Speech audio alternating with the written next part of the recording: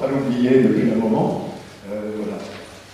Moi, j'avais une question par rapport pourquoi on ne fait pas un projet de barrage entre l'Eliol et la Seine pour éviter que ce soit concomitant en cas de creux.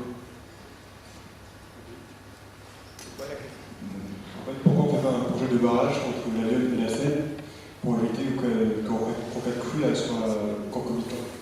Oui. Un barrage, le barrage qu'on fait sur les... Pourquoi on ne fait pas? C'est par rapport à ce que j'ai expliqué tout à l'heure. Et ben donc c'est un projet qui consisterait à ralentir l'écoulement de la Seine au moment de la pointe de Lyon. Et de cette façon-là, l'addition de la Seine et de Lyon serait moins importante pour que ça diminuerait le débit de la Seine de 20 ou 30% environ. Et donc l'addition des deux, la Seine à la base de cette confluence, serait moins importante. On fait passer un train rapide d'abord, et puis on met derrière le train le plus gros. Mais... Oui.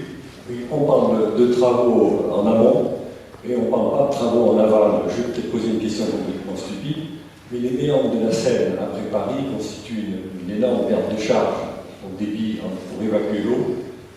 Aujourd'hui, on sait faire des tubes souterrains de 12 mètres de diamètre. Pourquoi pas couper le premier méandre de la Seine pour améliorer le débit, pour faire partir l'eau? Écoutez, tout à l'heure j'ai cité la commission Picard, qui a eu lieu en 1910, juste après la crue. Et une des sous-commissions a consisté à rassembler l'ensemble des idées qui étaient possibles, notamment d'ailleurs à rassembler les idées qui avaient déjà été évoquées au XIXe siècle. Et il y en a de toutes sortes. Y compris celle-là, parce que de faire un tunnel qui coupe cette partie-là, et donc qui permettrait de faire passer plus vite le débit d'ici à là, probablement d'abaisser le niveau. Il y en a d'autres qui consistent à prendre une partie de l'eau de la Seine, de la Marne, ici, de la mener directement en aval de Paris. Bon, il y a d'autres idées, mais je ne sais pas si elles ont été évaluées à l'époque financièrement, mais je pense que maintenant on n'est plus tellement à l'époque de ces travaux énormes. D'abord, un tunnel c'est extrêmement cher. Et d'une part, donc le coût de l'infrastructure est très fort par rapport au gain. On est dans des milliards d'euros probablement dans un tunnel comme ça.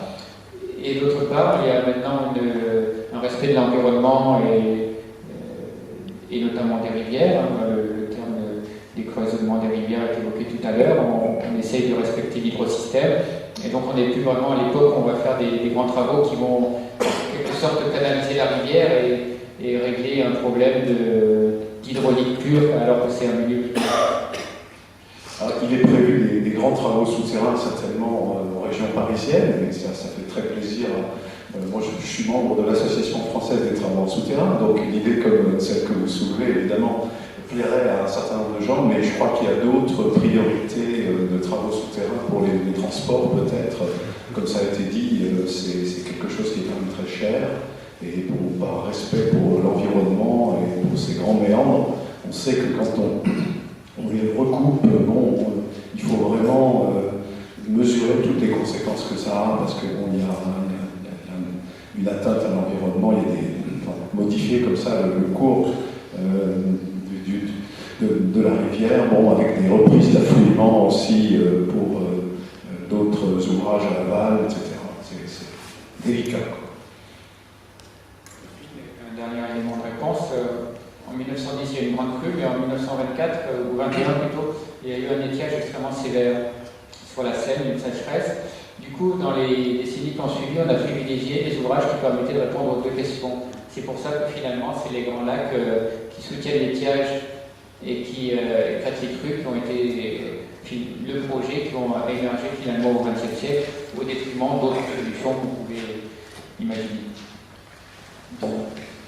Bien, je crois que nous avons atteint l'heure habituelle de fin de ces conférences. Alors, est-ce que notre partenaire... C'est ce que j'allais dire.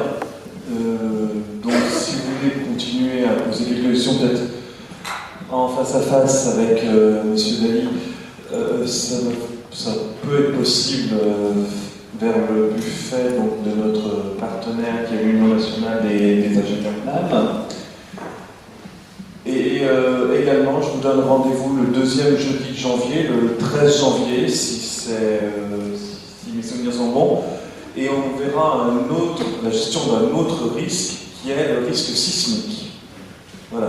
Alors, il y a une nouvelle réglementation parasismique qui vient de sortir, qui concerne donc les bâtiments, une règle qui s'applique à toute la France, et on aura presque une primeur d'avoir cette présentation. Donc, c'est par mon collègue Francis Guimard, qui est titulaire de la chaire de génie civil, qui est membre de la commission qui a établi donc, ce nouveau règlement, que nous aurons cette conférence, je pense, tout à fait intéressante.